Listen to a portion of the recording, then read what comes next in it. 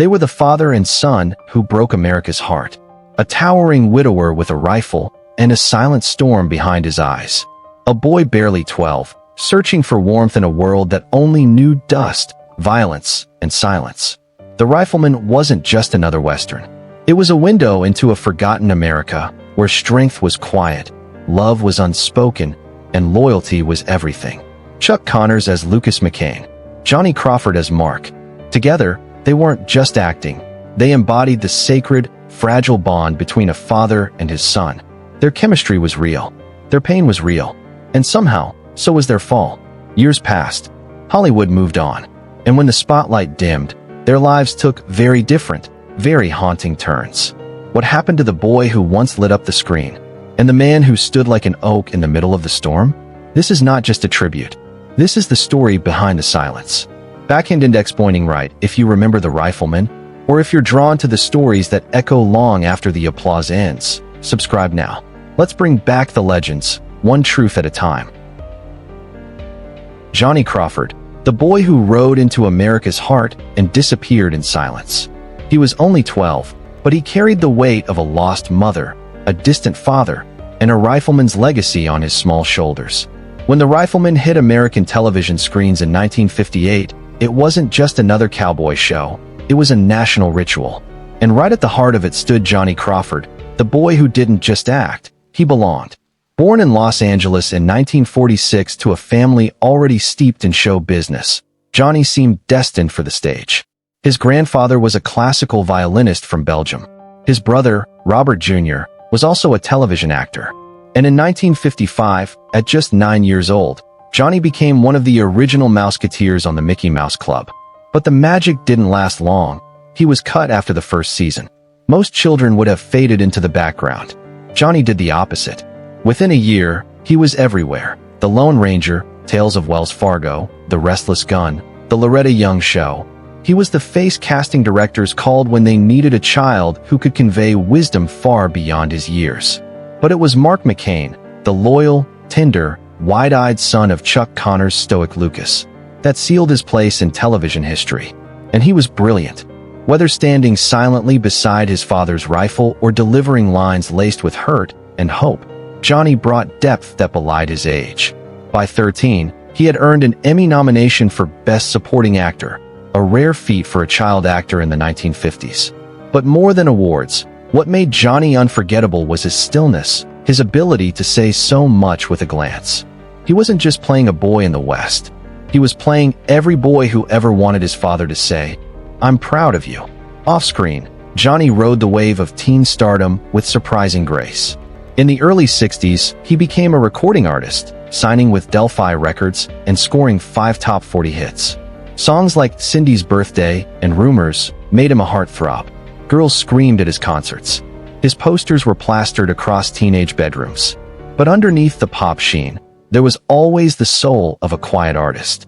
Johnny didn't chase headlines. He chased authenticity.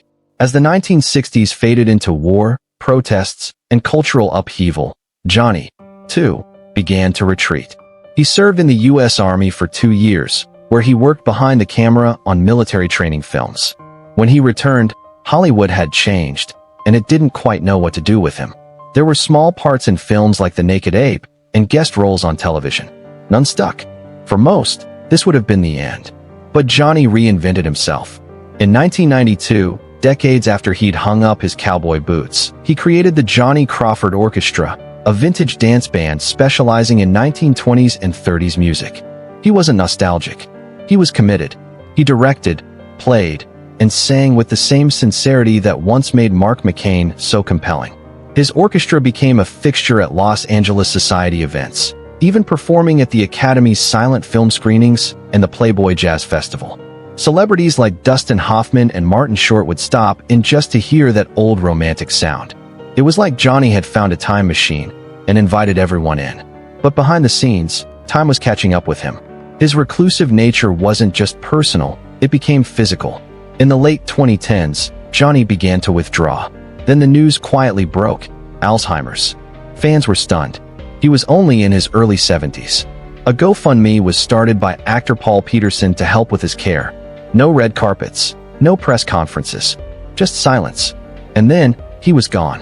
He passed away in 2021, quietly, as if fading out of the same dream he once invited America into. But his legacy lives differently than most. While other child stars self-destructed, Johnny Crawford simply grew up. He traded fame for meaning, replaced applause with melodies, and chose grace over spectacle. In the words of one fan, he never stopped being Mark McCain. He just kept growing. So when we remember the Rifleman, it isn't just about a TV show. It's about a moment in time, when families sat together, when fatherhood was sacred, and when a little boy with a soft voice made the whole country feel something real. Johnny never raised his voice. He didn't need to. His presence was enough. Chuck Connors, the tall man who stood for something. He was taller than most men and quieter than most stars. When Chuck Connors stepped onto the dusty main street of the Rifleman, he wasn't just another actor in a Western. He was the West, stoic, wounded, and full of conviction. As Lucas McCain, he became a father to a nation of boys who longed for stability, and a symbol of masculinity that didn't need to shout. But before he ever picked up a rifle on screen, Connors had lived a life that most wouldn't believe unless they saw it printed on a baseball card or a Celtics roster.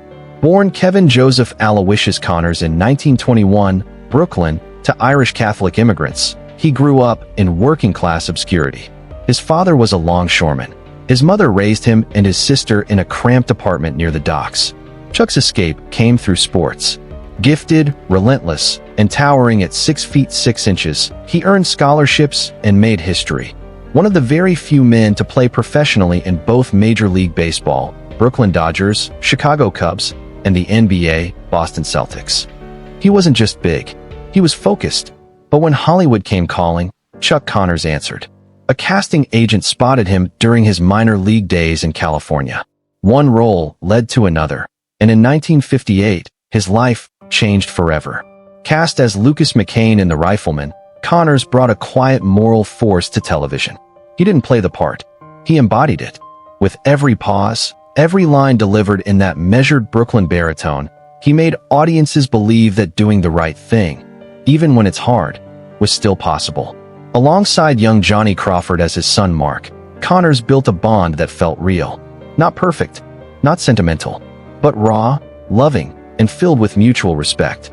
Together, they didn't just portray a father and son.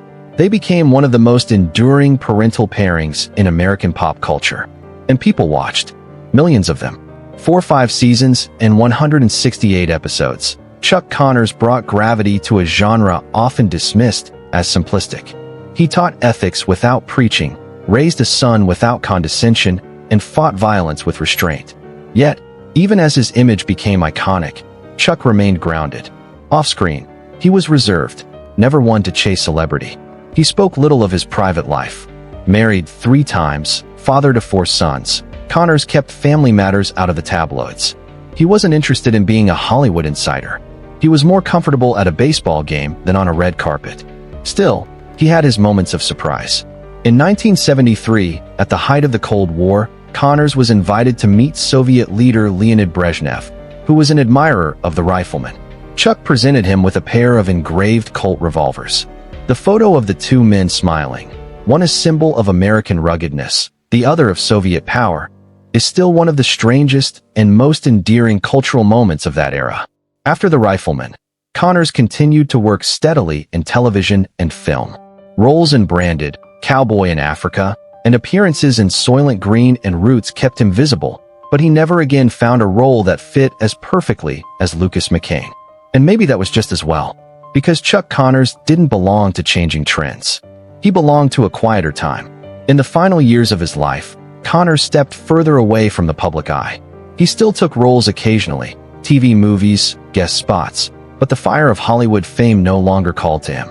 He spent his later years in Los Angeles, surrounded by a smaller circle of family and friends. He followed sports. He stayed out of the headlines. In October 1992, he was hospitalized with pneumonia and complications from lung cancer. He passed away a few weeks later, on November 10, 1992, at the age of 71. There were no dramatic farewells, no grand retrospectives. Just a quiet passing, fitting for a man who had built a legacy out of restraint and dignity. He was laid to rest at San Fernando Mission Cemetery. On his headstone, alongside his name, are the logos of the Brooklyn Dodgers, Chicago Cubs, and Boston Celtics, a nod to a rare athletic legacy. And above all, there's the image that defined him. Lucas McCain, rifle in hand, gaze fixed on a far horizon. Chuck Connors didn't die forgotten. He died unchanged. In a world that kept moving faster, he remained still. In an industry obsessed with reinvention, he stayed who he was. And maybe that's why he still matters.